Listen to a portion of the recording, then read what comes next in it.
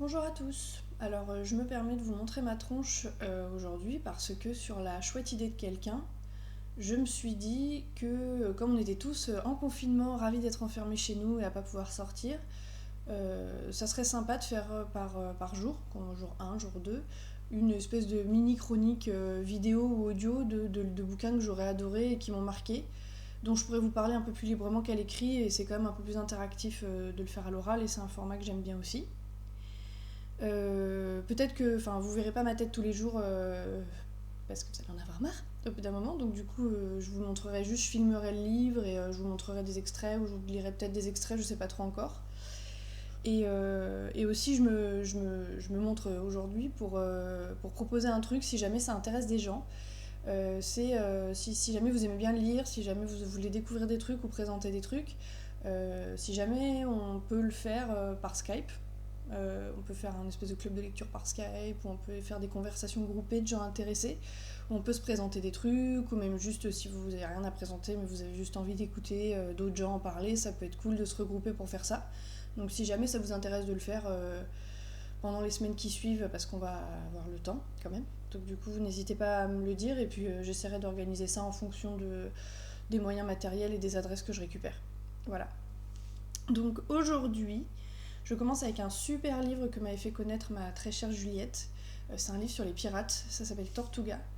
Voilà, c'est un chouette bouquin écrit par Valerio Evangelisti, qui est un écrivain spécialisé dans l'histoire moderne, je crois.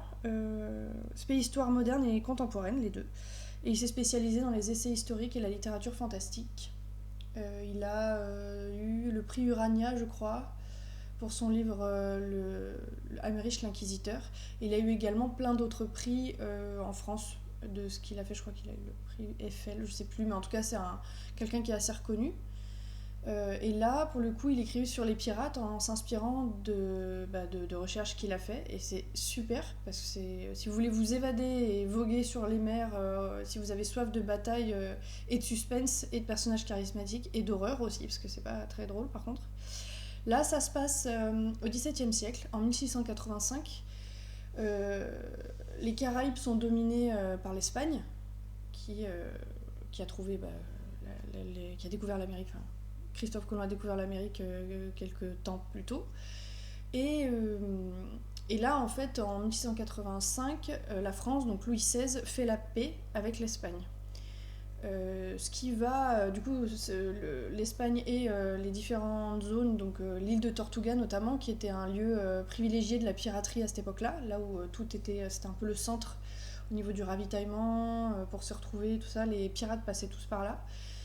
Et, euh, et du coup, ben, là, les activités de la piraterie, et notamment des Frères de la Côte, qui est une des plus grandes confréries de pirates connues, ces activités vont commencer à être franchement réduites. Donc c'est en fait le crépuscule de toute la confrérie des pirates qui a lieu, et auquel va assister Rogério de Campos. C'est un jésuite portugais, c'est par lui qu'on va tout voir, et c'est un jésuite portugais qui est capturé sur un navire espagnol par le capitaine Laurencio.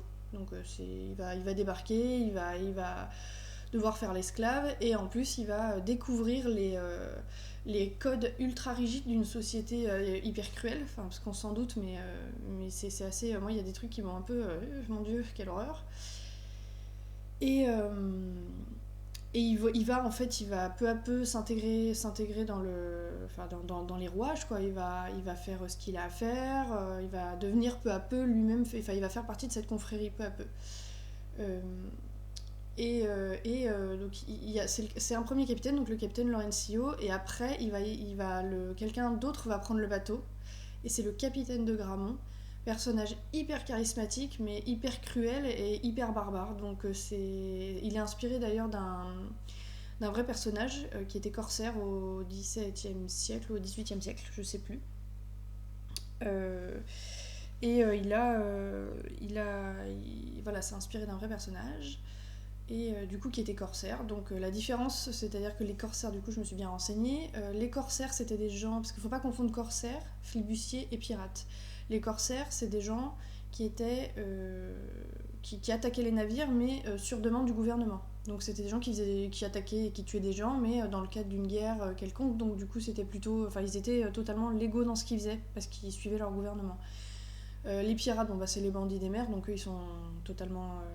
ils sont poursuivis par tout le monde. Et les flibustiers, c'est un peu entre les deux. C'est des Hollandais, en fait ça vient d'un mot hollandais au départ.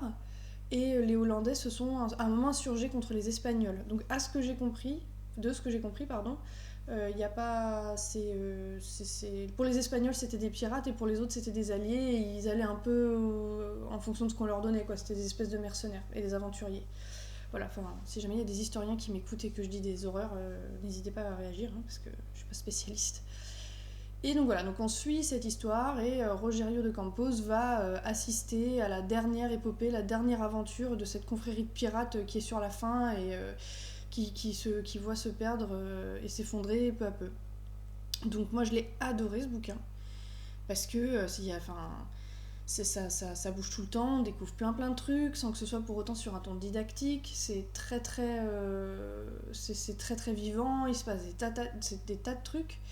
Et ce qui est bien, c'est que ça démystifie un peu aussi le truc du pirate, hein. C'est l'antithèse de Pirates des Caraïbes, l'espèce de pirate sympathique, un peu sous de temps en temps, qui est rigolo. Là, pas vraiment, hein. C'est vraiment historiquement ce qu'est un pirate. Et c'est pour ceux qui aiment les bateaux, la mer, les batailles navales, et qui aiment se plonger vraiment dans quelque chose de complètement différent et de se dépayser. C'est vraiment un chouette livre, ça se mange, et même si vous n'êtes pas du tout... si vous êtes néophyte sur le sujet, justement, c'est une bonne façon de commencer et c'est assez accessible. Voilà, même si c'est écrit par quelqu'un qui a des notions d'historien, qui est un peu historien. Du coup, des fois, c'est un peu didactique, mais là, ça l'est pas du tout. Et vraiment, c'est un chouette truc de pirate avec pour fond un fond historique qui est hyper appréciable, quoi. Donc voilà, je vous le conseille. Et il est disponible en EPUB un peu partout, et du coup n'hésitez pas à le télécharger si vous vous ennuyez et que vous avez envie de découvrir de voguer sur des mers différentes et qui vous feront oublier un petit peu le quotidien sombre dans lequel on est. Voilà, je vous dis à plus tard pour la prochaine alors, et puis bonne soirée à tout le monde, bon courage.